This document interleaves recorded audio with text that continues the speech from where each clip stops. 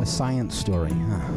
These NYU scientists, I felt this. right. But I was so And I just thought, well, I had figured it out It was that golden moment. because science was on my side.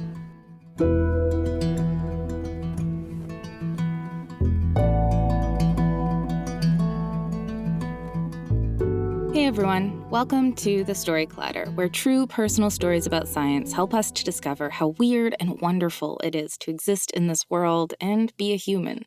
I'm your host, Misha Gajewski, and this week, in honor of Disability Pride Month, we're going to explore what it's like, as the saying goes, to live in someone else's shoes. Our first story is from Julie Baker. Julie is a Boston-based writer and producer who you might have seen tell stories on PBS's Stories from the Stage or at The Moth. We recorded her story at the awesome Boston brewery Turtle Swamp Brewing. Julie's story is all about learning to embrace and accept your flaws, something we all have to do from time to time. Here's Julie.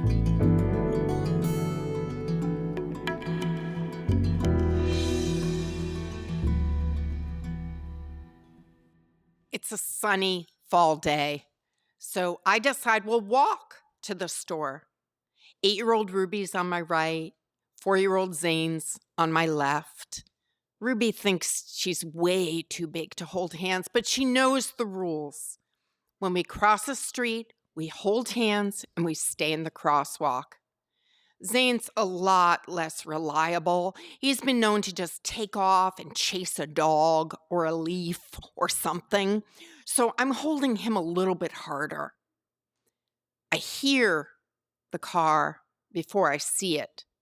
The screech of the brakes, and this shiny white fancy car is parked, stopped, like a foot away from us in the crosswalk, 12 inches away from me and my kids.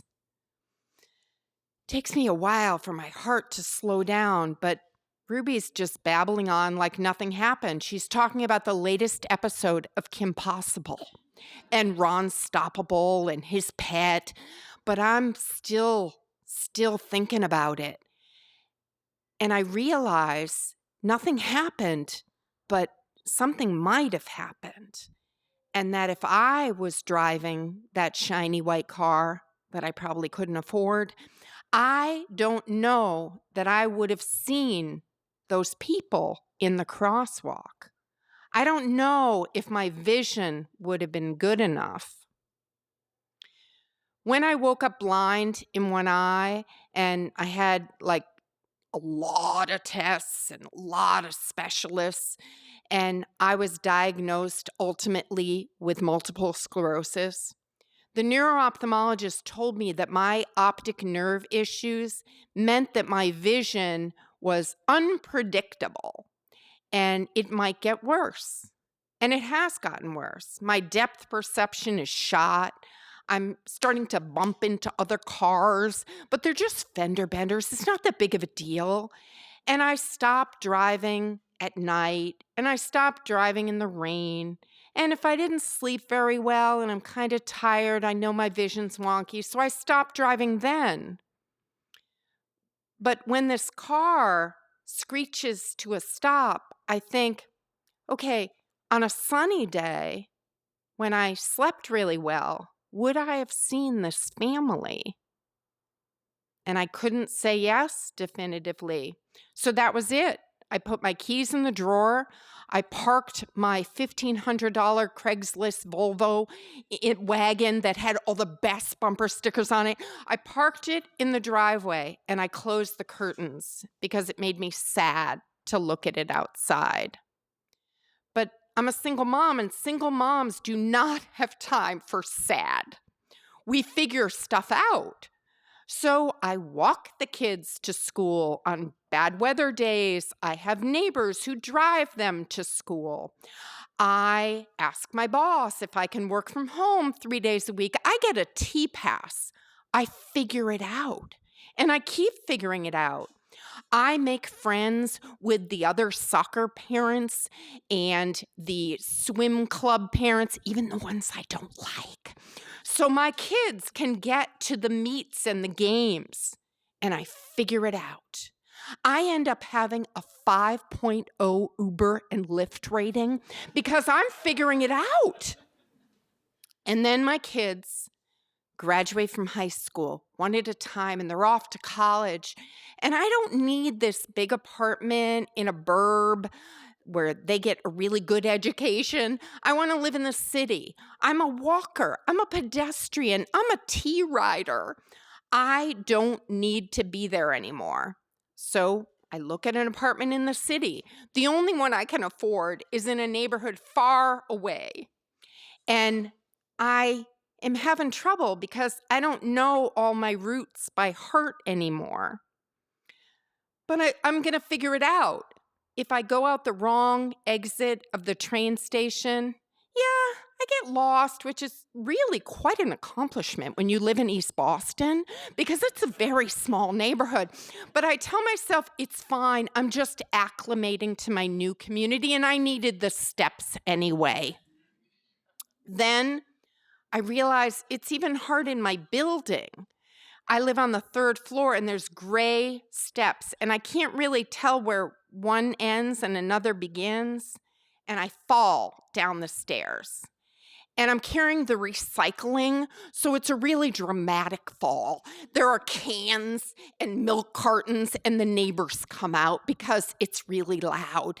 And I convince them I am fine, I am fine, I am fine. And I convince myself I'm fine.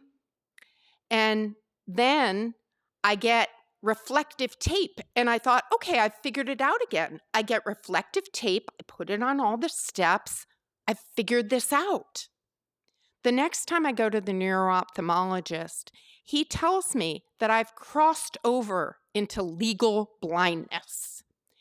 And I make a joke and I say, you'd think there'd be like a warning sign or a bell or something when you cross that line. And he laughed. Then he told me that he was going to refer me to the Massachusetts Commission for the Blind. And I did not laugh.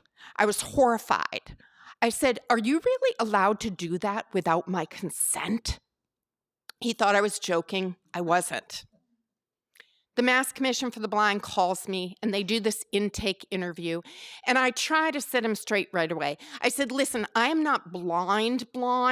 I'm sure your budget and your services could be better used to help someone who really needs it. And he just listens. Ultimately, I'm referred to the Carroll Center for the Blind, and I'm told that I'm going to get a coach. And I thought, seriously? Like, is blindness a sport? Does it require a coach? And I don't want one. But she shows up. And she does a whole interview process, checking out what I can see, what I can't see, asking me questions. At the end of the session, she starts talking about blind cane training. And I said, whoa. I am not doing blind cane training. I am not blind.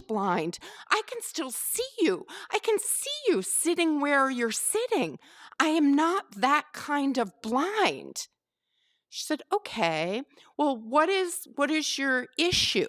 I said, well, I don't want to be a victim. I don't want to signal to people that I'm vulnerable with the blind cane because, bad things could happen to me. She said, okay, didn't you tell me you fell down the stairs?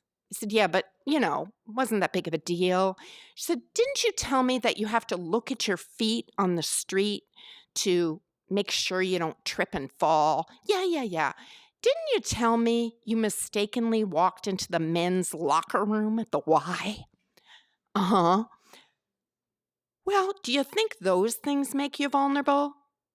And I just thought, okay, whatever, but I'm still not doing it. The next visit, she brings the cane and suggests I put it in the corner and just get used to it there. And we go out for a walk. She has the cane. I don't have the cane. But it's still really embarrassing because everybody's looking at her. I'm sure they are. I can't really see them, but I'm pretty sure they're looking at her. And I know by association, they're looking at me. When I tell her this, She does not tell me I'm a self-centered asshole. She tells me that in her experience, people are usually thinking about themselves and not about me. Then I fall on the street.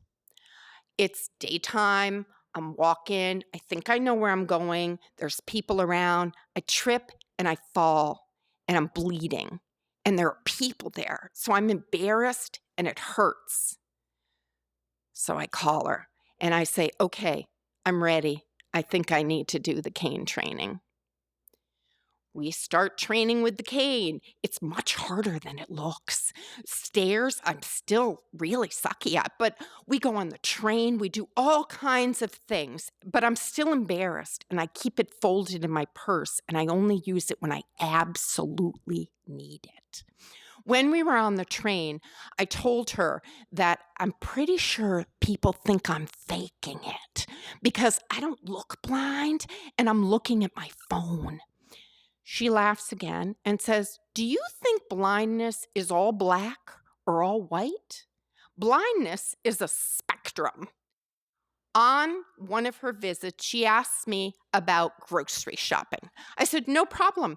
The Shaw's is a half a mile away. I know how to get there. I go in the daytime. I know where everything is in the store. Or I order on Instacart. What happens if you need something in a hurry and you can't find it? Well, I do without. She suggests we walk to the grocery store together and she might be able to help me. We go to the grocery store. We stop in the little vestibule with the red box. And she tells me that she's not going to go grocery shopping with me and asks me, did I get the list? Did I make the list on my phone like she instructed? Did I include things that are difficult for me to find? Yes, yes, yes. I did all of those things. She tells me about an app that'll look up at the aisle and tell you what's in that aisle, another app that'll make things big so you can read ingredients. I don't need any of that. I find everything I need except for 2 items I can never find. Light coconut milk in a can and a spice mix that has garlic and sea salt and peppercorns. Those are the things. Sure enough, I can't find them. I think it's going to be in Latin American, the coconut milk, it's not. The spice aisle, it's like a shit show. There's just too much going on visually. So she explains I should go up to the service desk. It's called customer service because I'm a customer and I need service. And then I should keep the cane visible. I don't have to use it in the store, but I should keep it visible. So I go up to the counter and I'm like, yes, I'm visually impaired and I can't find these 2 things. Do you think you can help me? She says, sure. I'm ready with the cane because I know that sometimes people try to take your carriage or take your list on the phone. And I've decided that if she tries to do either of these things, I'm bopping her in the head with the cane.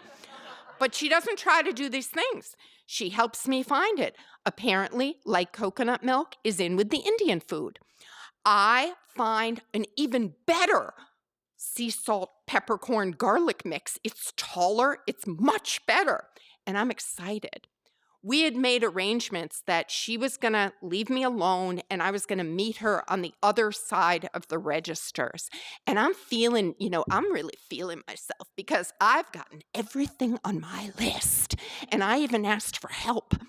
I go through the register and there she is. And I tell her, I got everything on the list. I asked for help. And I look down and she's got a Shaw's bag. And I realize she was doing her own shopping. She was not stalking me in the paper towel aisle like I thought she was. I was feeling so proud of myself that I just walked home all on my own. And I start noticing, this cane isn't half bad. I can look up. I can walk faster. I can feel bumps in the sidewalk. It's incredible. And now I'm using the cane all the time. I used it in an airport, which, that was a whole thing. They tried to offer me a wheelchair, and I said, no, problem with vision, not problem walking. I used it on a date. I didn't die. I want to use it. I want people to see this is what blind looks like. This is what blind looks like, and it's not awful. When I first talked about using the cane with my coach, she suggested I call another reluctant cane user named Holly. I called Holly, and Holly told me everything changed when she named her cane, and that she named her cane Stanley. I said, yeah, Holly, that's really cute and all, but if I were to name my cane at this point, his name would be fucking Dickhead. So I'm definitely not ready to name the cane. But lately, when I step outside and I snap it open and I feel like it's a Luke Skywalker Jedi lightsaber, I'm thinking, I'm ready. I'm still deciding, but I'm going to text Holly and maybe have her vote because I'm back and forth between Stella and Michael Caine. Thank you.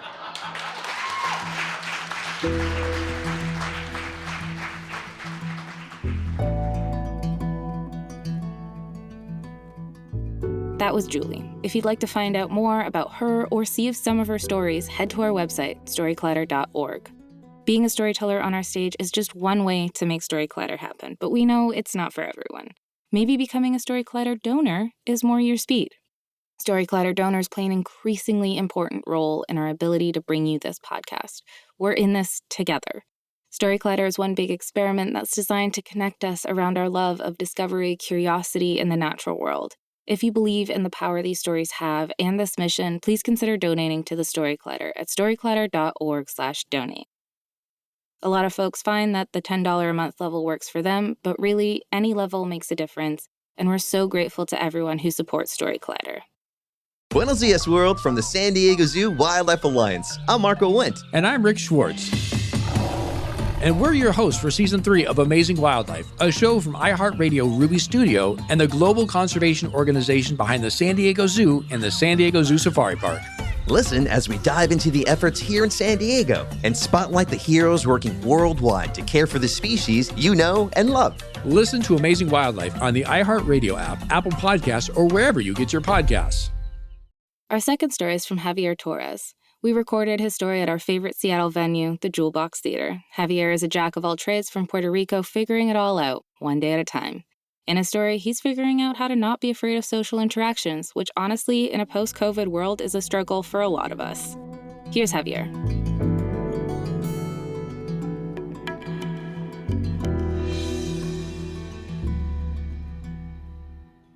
I was born with a neurosensorial hearing loss, which means that the nerves in my ears that are responsible for carrying sound to my brain don't work properly. This accounts for 75% of my deafness.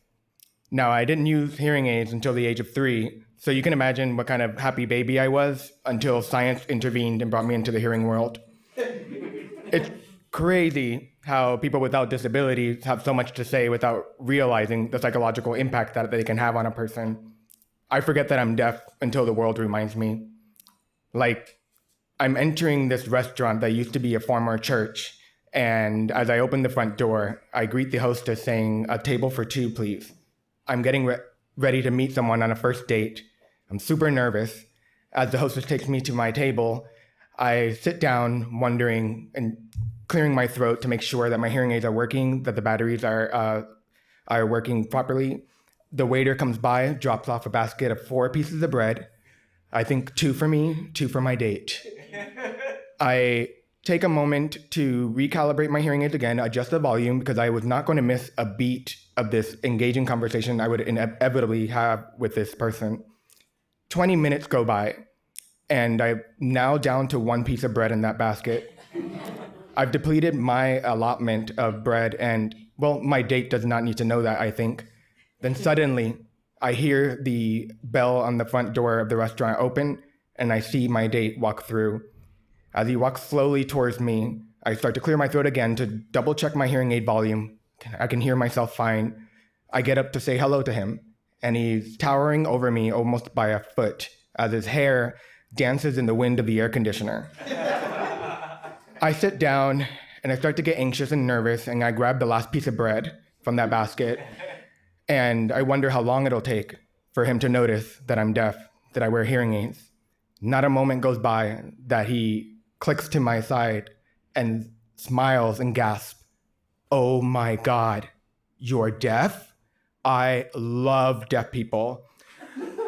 They're like whales in bed. I am shocked. I choke on the piece of bread that I have stolen from my date. I quickly go for a glass of water to down the choking to save myself from elimination. And I decide that, this was not going to be the happy ending I thought it was going to be, and I execute my evacuation procedures. I tell him that I have planned to meet friends at a bar for drinks, so I leave faster before he has a chance to say, "When can I see you again?" Never, I think. As I get out of the restaurant, the Uber that I had summoned arrives. I open the front door, and I hear, for security purposes, my name to be confirmed, Javier. I say yes, because I just want to get out of there and meet my friends and tell them about this amazing date that I just had. As I get into the car, I click my belt and the car takes off. I suddenly feel like I'm inside of a tornado. It was a very hot and summer day, so all the windows of that car was open. So all the wind is blowing against the microphone of my hearing aid, so all I hear is just like shh the entire time. I look in the rearview mirror of the Uber and notice that the person's looking at me, moving their head. I know they're talking to me. I can't hear anything. I just smile and nod, hoping I'll survive this car ride. I start to feel guilty. I start to feel like I'm being fake. What if they're telling me a sob story and I'm just there smiling and nodding to his sad story? I notice I'm only a block away. The awkward discomfort would only last 30 more seconds. Finally, the car stops. I get out and I hear the Uber say, "Have a great day," to which I reply, "You too." Thank goodness. It wasn't a sad story. I didn't offend the Uber driver. And I start to think that that's one of the reasons why my Uber rating will never be perfect. As I exit the car, I go meet my friends at the bar. I see two of them there having drinks. As I get closer, I notice there's a third person there I've never met before. I think to myself, this time I'll get in front of it. I'll tell them that I'm deaf so it won't be awkward. So I say hello to them and I say, "Hey, my name is Javier, and just so you know, I'm deaf, so if I ask you to repeat yourself, it's because, I'm not ignoring you. I just need your help to understand." And they reply back to me, "Oh, I know. You didn't have to tell me. I could tell by your voice." My voice. I didn't even know that was a thing. Like, add that to my list of insecurities of why I'll never be like anybody else. And I'm like, the moment I open my mouth, people can tell that I'm deaf. And that just feels so uncomfortable, so wrong. And I begin to hate myself for not standing up for myself and telling that person, like, "How dare you say that?" I just swallow those feelings and finish the rest of my vodka club soda with a splash of crayon. As I finish the drink, I start to feel chilly as it becomes closer to nighttime. I remember that I actually have plans to see a movie at a friend's house. So I get up to leave and I say goodbye to my two friends and the third individual whose name will be forever masked in obscurity. I leave and I arrive closer to my friend's house for the movie. As I go through his front door, I can hear the cackling and excitement of a lot of people inside, and I start to smell freshly baked cookies. A comforting smell, I think. As I get closer to the area where the cookies are, I see the host, and I quickly run up to him. "Hey, it's a little bit loud in here. Do you think we can put on the closed captioning?" I ask. He quickly puts on the closed captioning on the movie. I take my spot next to the coffee table, where conveniently enough, the cookies were placed as well. I grab a cookie, and not a moment right after the opening sequence of the movie, I hear right behind me, "Oh my God, why is there closed captioning on? I can't even focus on the movie. It's so distracting." Mortified, I look for the host and I give him the signal to just take it off. It doesn't matter. I can totally understand what's going on. It's fine. I don't want any more unwanted attention. I don't want anyone to ask me any questions. I only knew the host. I didn't know anyone else. So, resigned to suffer in silence, I grabbed the cookie that I had and slinked to the back of the room. I get on my phone because I can no longer follow along with the movie. Moments later, someone comes to me and says, "Oh, why aren't you watching the movie?" And at that point, I am just tired. I'm exhausted and frustrated, and I respond back, "I'm deaf, and honestly, I don't have any more energy to pretend that I'm enjoying the movie. Like, I just don't care." And the person looks at me with their deep, piercing blue eyes, and I feel bad now that I made that person feel bad, that I felt bad. It's my fault for creating that awkward situation. If I didn't ask for the closed captioning, none of this would have happened. I start to resent myself for not standing up for myself, but also putting myself in those awkward situations. Why am I doing this to myself? I don't even notice how the pandemic starts to change the world around me. Everyone is now working remotely with their cameras off. In physical world, people are wearing masks, so I can't read their lips anymore. I start to get even more tired being on, just trying to be a part of the conversation. I decide it's not really worth it. Is it really worth it to be part of these conversations? I start to hate myself for thinking that I waste so much energy. I'm so exhausted. I think I decided to go to therapy. After a year of therapy, 4:30 every Monday, I would prop up my laptop camera and take on my video therapy sessions. Until one day, the therapist tells me, in regard to the social situations I've been in, "What is it that you're afraid of? What's so bad about them?" As I struggle to formulate a response, tears begin to stream down my face. And I realize the reason why they're so difficult for me is I feel like I have to be on because otherwise I'll be left behind. I'll be viewed as weak, incapable, always an inconvenience to others because I have to be accommodated. And I hated that. I hated myself. And as I said those words, a huge weight lifted itself from my shoulders. I started to realize that I was living my life afraid of what would happen to me if I didn't overcome my disability. I started to realize that the only person that needed to love me or accept me was myself. I began to create new experiences for myself and live life on my own terms. And I joined an improv musical troupe, which was one of the scariest things I would do. I began to go back into improv with new and old friends alike, and I no longer have that anxiety and that fear. The moment I started to move forward, the path materialized when I started to live my life through my own terms and not through the lens of how others might perceive me. Thank you.